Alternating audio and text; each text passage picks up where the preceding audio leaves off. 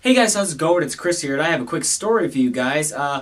If you obviously been following this channel, you've been subscribed for a while, you know I used to work in a restaurant, and in a restaurant, if you're working in the kitchen, there's not a whole lot of customer interaction, not really directly unless somebody's saying, hey, I love the fucking meatloaf. You're like, sweet dude, get out.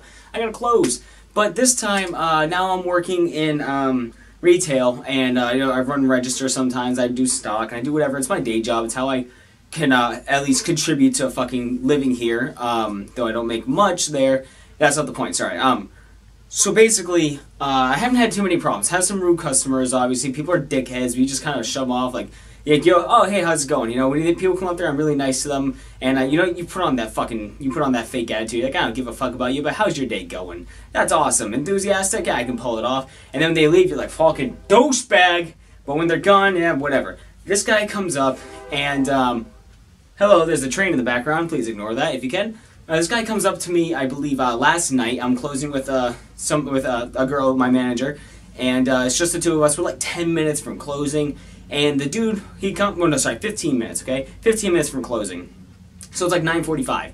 Dude comes in, and I'm sitting there like stacking some vitamins or whatever, or stocking vitamins, not stacking them, I just got a tower of vitamins, and he's like, hey, I've seen this guy before. He comes in every once in a while, not like an acquaintance of his or whatever, but just like I see him, I don't know his name or anything. But he comes up and he's like, hey, he's like, I need the key for the bathroom. I'm like, oh, okay, sure, whatever. So I was like, all right. So I go up, I give him the key, I go, here you go. And then he's like, it's on like a ruler. He's like, where's the bathroom? I'm like, immediately I think to myself, so you know that you need the key for the bathroom. You've been in here before, and yet here you are asking me where the bathroom is.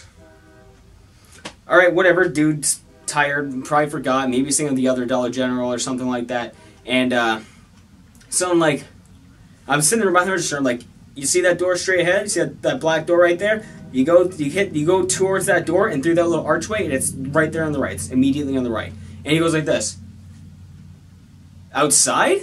I'm like, no, you go straight ahead, you go until you hit the wall, and then it's the door on your right. I'm like thinking to myself, the fucking hell? So he's like, oh. So he walks away and does his thing, finds the bathroom, thank God. And then he comes out like 5 minutes later, and we're getting ready to close. She's checking the safe down there, my manager. She's checking the safe and make sure it's getting ready for like the timer or whatever have you. So he comes up and he gives me the key. It's only him, and he brings up a bottle of wine.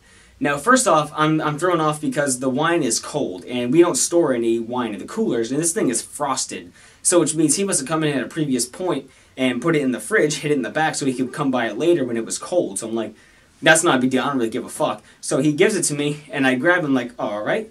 And as I'm about to ring it up for him, whatever, he goes, doesn't say anything, puts up his hand, walks away. So I go, okay. I just start waiting patiently. Finally comes back, this time with a fucking 6-pack of beer instead.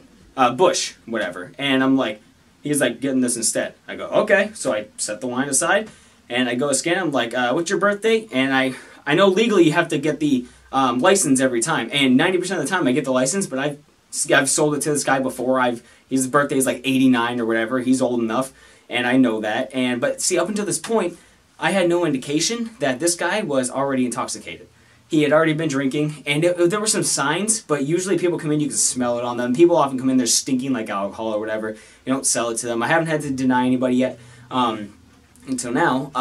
And, you can tell that they've been drinking, but most people come in and they're fairly lucid. They're good, like they're alcoholics, so they're fine whenever they're drunk. They're normal when they're drunk. But this guy comes up and he hasn't smelled alcohol, you don't smell alcohol on him, but he does seem kind of weird. And then, so he's just like slumping like this, he's kind of like doing this, whatever. And I scan it, and I go, it's birthday, and he gives it to me, he's like, you sure you don't want my ID? He starts getting all weird like that, and I'm like, I say the same thing to him, I just said to you, no, I've rung you up before, I know you, I've, helped you before, it's not a big deal this time. And I was like, I'm not going to make you dig it out. Because, whatever. And then he looks to the girl who's also a couple years younger than me. She's my manager. She's a couple years younger. And he sees her down there waiting for the safe. He's just like, he's like, do you want my ID? He's like, do you want my name?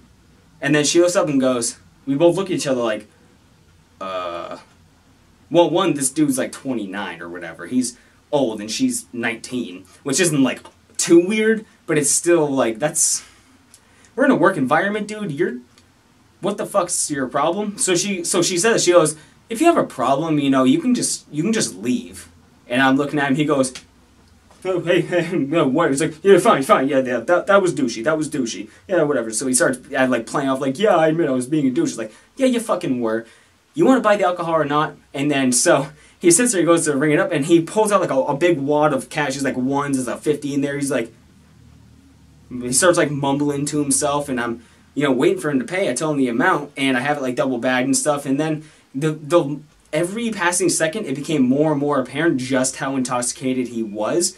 And I'm like, as he starts sifting through his cash, and he just starts dropping money. He's just like ones, tens, they're just falling on the floor. And I look at him and I go, you know what? Actually, I don't think I'm going to sell this to you. So he looks at me and he goes, smirks a little and goes, you want to make a scene?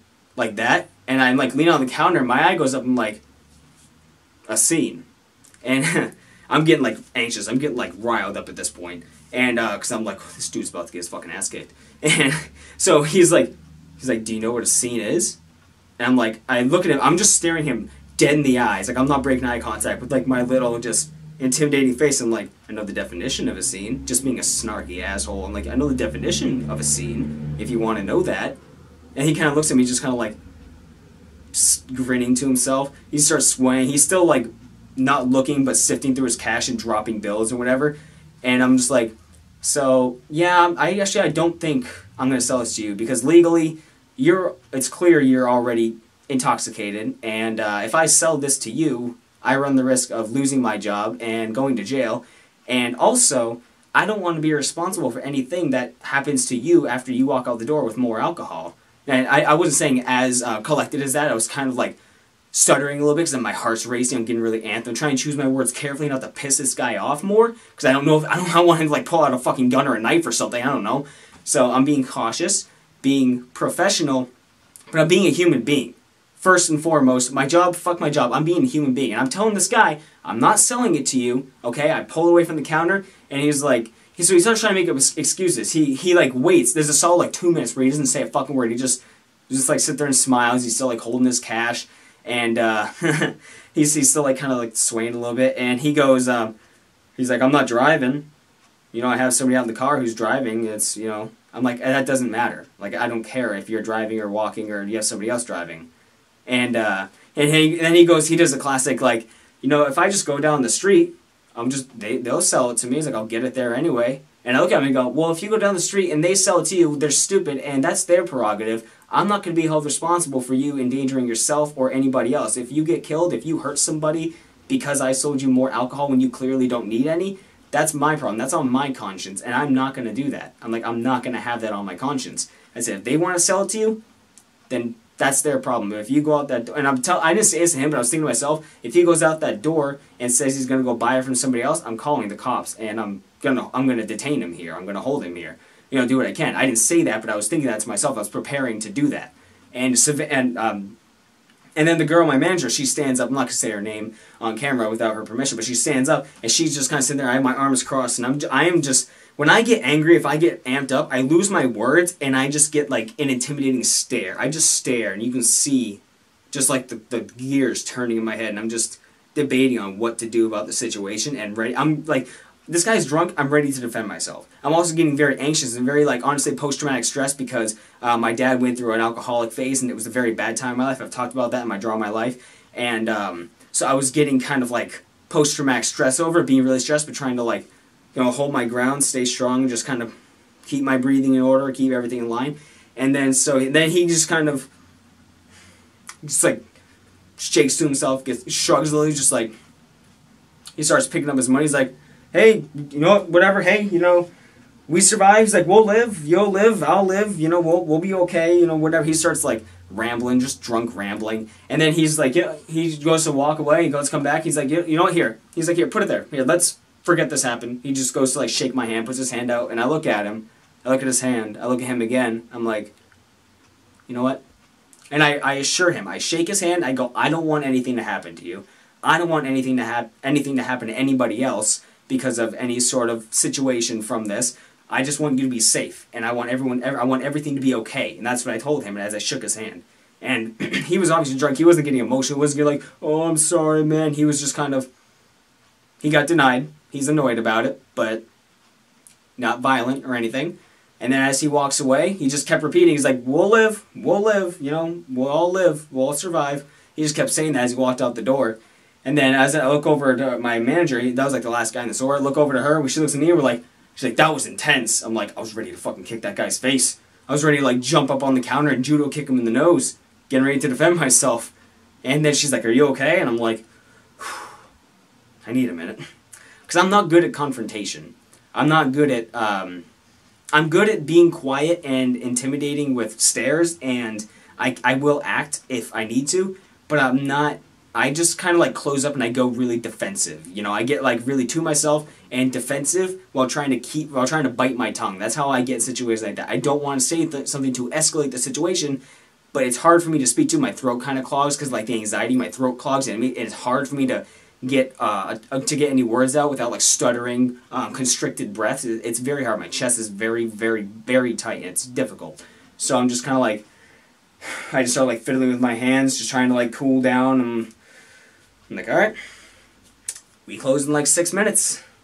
And I just kind of like watched the door. We had a couple people come in, and every time the door opened, I would look, make sure it's not him, then I'd greet them, be like, hello, and just like keep myself calm.